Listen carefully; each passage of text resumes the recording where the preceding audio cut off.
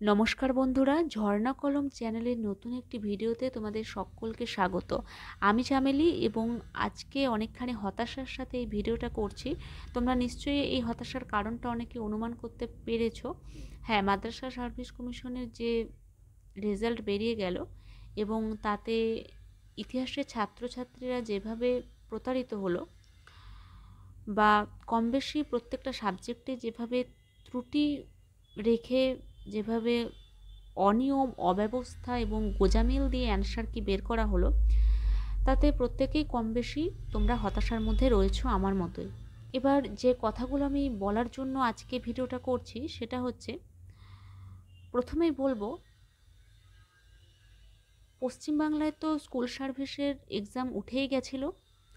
এত বছর পর যদিও বা একটা মাদ্রাসা সার্ভিস কমিশন তাদের এক্সাম নিল, তার মধ্যে পরীক্ষার সূচনা থেকে কোশ্চেন পেপার দেওয়া থেকে এত ত্রুটি, এবং সেই ত্রুটি যা হয়েছে হয়েছে সেটাকে সঠিকভাবে মূল্যায়ন করে সঠিক পদ্ধতিতে সেই ত্রুটির সংশোধন না করে যেভাবে অনিয়ম, অব্যবস্থা করা হলো, তাতে আমাদের তো কিছু করার নেই। আমাদের জাস্ট কিচ্ছু করার নেই। আমরা না কমিশনের বিরুদ্ধে গিয়ে কোর্টে গিয়ে কেস ফেস করে কিছু করতে পারবো, এতে এক একটা স্টুডেন্টের জীবন, লাইফ শেষ হয়ে যাবে, তারা ইন্ডিভিজুয়ালি কিছুই করতে পারবে না, এবং দ্বিতীয়ত করেও কিছু লাভ হবে না। এটা হচ্ছে মেন কথা। তাই এরকম একটি পরিস্থিতিতে আমরা কি করব? তোমরা নিশ্চয়ই অনেকে ভাবছো যে নেক্সট কোনো এসএলএসটি পরীক্ষা হলেও আমরা কিভাবে কোয়ালিফাই করব, কিভাবে আমরা আমাদের জায়গাটা করব। এত ভালো করে পড়াশোনা করার পরেও 2-4 নম্বরের জন্য পিছিয়ে এলাম, বা এইভাবে আমাদেরকে গোঁজামিল দিয়ে ধোকা দেওয়া হলো, তো এখন আমরা কি করব? তাই এরকম দিশাহীন পরিস্থিতিতে একটি কথাই বলবো, যে এত বছর পরে হলেও পরীক্ষা যায় যেমনভাবেই হোক, যাই হোক, একটা হয়ে গেল, এবং এতে যারা র্যাঙ্ক করলো তারাই কিন্তু বেরিয়ে গেল এই অল্প সংখ্যক সিটে। তাই আমাদেরকে আকাশ পাতাল কল্পনা না করে নিজেদেরকে কিভাবে আমরা আরও চাঁচা ছোলা করে আরও শার্প করব, কিভাবে আমরা নিজেদেরকে আরও অনেক বেশি স্ট্রং করব পড়াশোনার দিক থেকে, কিভাবে আমরাও র্যাঙ্কটা করে নেক্সট এসএলএসটিতে বেরিয়ে যাব, সেইটা ভাবতে হবে। কারণ আমি চাইলেই তো আর সরকার পরিবর্তন করতে পারছি না, আমি চাইলে তো আর কমিশনের ত্রুটিগুলো চোখে আঙুল দিয়ে দেখিয়ে দিতে পারছি না, আমি চাইলেই তো আর কেসটা করতে পারছি না ইন্ডিভিজুয়ালি। তাই আমাকে চেষ্টা করতে হবে যে আমি যেখান থেকে ঘুরে এসেছি, কেউ 70-এ ঘুরে এসেছে, কেউ 75-এ ঘুরে এসেছে, কেউ 80-তে ঘুরে এসেছে, তো আমি যেখান থেকে ঘুরে এসেছি সেই জায়গা থেকে আমি নিজেকে আরও অনেক বেশি শক্তিশালী করে, আরও নতুনভাবে নিজেকে তৈরি করে, যতই অব্যবস্থা, অনিয়ম, ত্রুটি থাক না কেন, সেখান থেকে নিজের যে স্বপ্ন পূরণ, সেই স্বপ্ন পূরণটা আমি করেই ছাড়বো।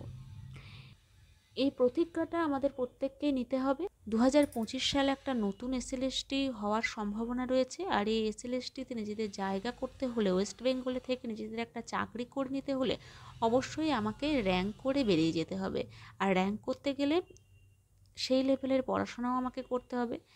তাই আমাদের কাছে আর নতুন কোনো অপশান নেই, আমাদের কাছে একটাই অপশান রয়েছে, সেটা হচ্ছে ভালো করে, আরও ভালো করে পড়াশোনা করা। 100% যদি আমি দিয়েছিলাম, তো আমাকে 200% দিতে হবে। এই মনোভাবটা রেখে আমাকে এগিয়ে যেতে হবে, যদি আমরা শিক্ষকতার স্বপ্ন পূরণ করতে চাই ওয়েস্ট বেঙ্গলে থেকে। কেননা নেক্সট এসএলএসটি হবে, এই এসএলএসটিতেও আবারও অনিয়ম, ত্রুটি, অব্যবস্থা, গোঁজামিল সবই থাকবে। তার মধ্যেও যদি আমাকে নিজের জায়গাটা করে নিতে হয়, তাহলে অন্যকে পরিবর্তন করতে গিয়ে তো আমার কোনো লাভ নেই। কারণ সরকারকে আমি কিভাবে পরিবর্তন করব, বা এই যে সিস্টেম, এই যে ধামাধরা সিস্টেম, এই সিস্টেমকেই বা আমি কিভাবে একা পরিবর্তন করব? কাজেই আমাকে যদি নিজেকে কিছু করতে হয়, তাহলে আমাকে নিজেকেই পরিবর্তন করতে হবে।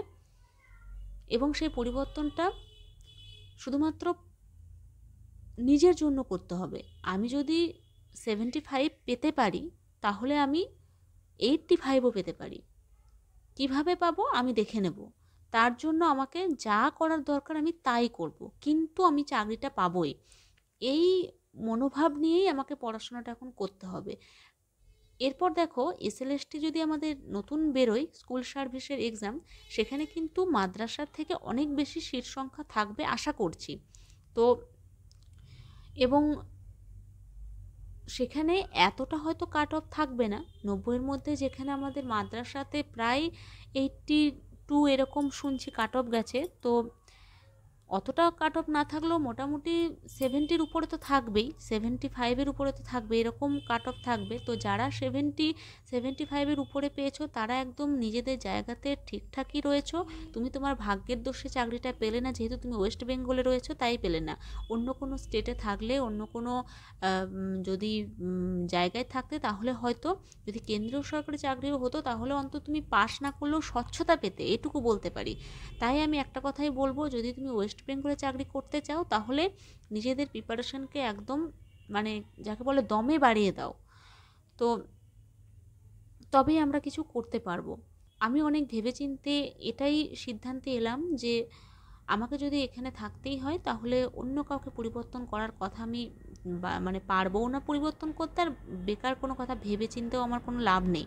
আমাকে একটা কথাই ভাবতে হবে যে আমি অন্য কাউকে পরিবর্তন করতে পারবো না, পারলে আমি নিজেকে পরিবর্তন করতে পারি।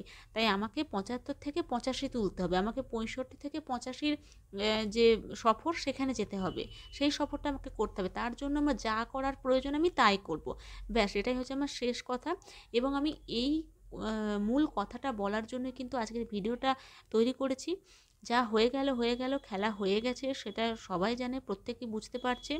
প্রি প্ল্যান্ড যা ছিল তা হয়ে গেল। এখন আমাদের নতুন এসএলএসটির জন্য ফুলফিলভাবে প্রিপারেশনটা শুরু করে দাও, আবারও নতুনভাবে চেষ্টা করো প্রত্যেকে র্যাঙ্ক করে বেরিয়ে যাওয়ার, যাতে কেউ রুখতে না পারে। সেরকম জায়গায় নিজেদের প্রিপারেশনটাকে নিয়ে যেতে হবে। আজকে যারা 85 পেয়েছে, আজকে যারা 84-83 পেয়েছে, তারা তো পাসটা করেছে। তাদের সরকারে যতই গোঁজামিল থাকুক, যতই অব্যবস্থা, ত্রুটি, অনিয়ম থাক, তারা কিন্তু চাকরিটা পাবে। তারা কিন্তু ইন্টারভিউ ডাক পেয়েছে, এবং যে অল্প সংখ্যক ইন্টারভিউ ডাকা হয়েছে, লিস্টেড হয়েছে, তাদের কিন্তু প্রায় প্রত্যেকেই চাকরি পেয়ে যাবে কম বেশি। তো আমাকেও চেষ্টা করতে হবে নেক্সট বার যাতে আমি সেরকম জায়গায় থাকি। তাই আমার কথাগুলো যদি তোমাদের মনে হয় না পজিটিভ কিছু বললাম, মনে হয় যদি হ্যাঁ কাজের কথা বললাম, তাহলে তোমরা কমেন্ট করে জানাবে যে তোমরা কি করবে। তোমাদের চাহিদা অনুযায়ী আমি ক্লাস আনবো, মক টেস্ট আনবো, এবং আমিও চেষ্টা করব নিজেকে সেই জায়গাতে নিয়ে যাওয়ার। আমি দেখব আমার নিজের ত্রুটি কি হলো। আমার সরকারের তো গোঁজামিল থাকবে, আছে, ছিল, সবসময় থাকবে, কিন্তু আমাকে চেষ্টা করতে হবে আমার 100% দিয়ে এখন আর হবে না, 200%টা যাতে আমি দিতে পারি, সেটা আমাকে চেষ্টা করতে হবে। তাই আমি প্রত্যেককে বলবো, তোমরা হতাশ হয়ে না, তোমরা ভেঙে পড়ো না। তোমরা অনেক ভালো জায়গাতে রয়েছো, যারা 70 বা 75-এর উপরে স্কোর করেছো, অনেক ভালো পজিশনে আছো। তোমরা নেক্সট এসএলএসটি বেরোলেই হয়তো তোমরা পেয়ে যেতে পারো, কারণ মাদ্রাসা থেকে অনেক বেশি সংখ্যক সিট থাকবে এবং কাট অফ হয়তো সেরকমই হবে। তো তাদেরকে আমি একটু মোটিভেট করতেই এলাম, যারা ভেঙে পড়েছো বা যাদের মনে হচ্ছে না পড়াশোনা আর করে কিছু হবে না। আমি নিজেও অনেকটা হতাশ ছিলাম, অনেকটা হতাশা কাটিয়ে আজকে আমি ভিডিওটা করতে আসলাম। তাই তোমাদেরকে বলছি, যদি তোমাদের কোনো ক্লাসে ডিমান্ড থাকে, যদি মক টেস্ট চাও, আমার রেডি আছে। আমি মক টেস্টগুলো পরপর আপলোড করব এবার। এবং আজকের ভিডিওটা যদি ভালো লেগে থাকে, তাহলে তোমরা কমেন্ট করে জানাও যে তোমরা কি করতে চাও, আমার সাথে সহমত কিনা, বা তোমরা নতুন কোনো ক্লাস চাও কিনা, কী রকম ধরনের ক্লাস চাও, মক টেস্ট চাও কিনা, এগুলোও তোমরা লিখতে পারো, যেগুলো তোমাদের কাজের কথা। তো আজকে এই পর্যন্তই, দেখা হচ্ছে নতুন কোনো ক্লাসে।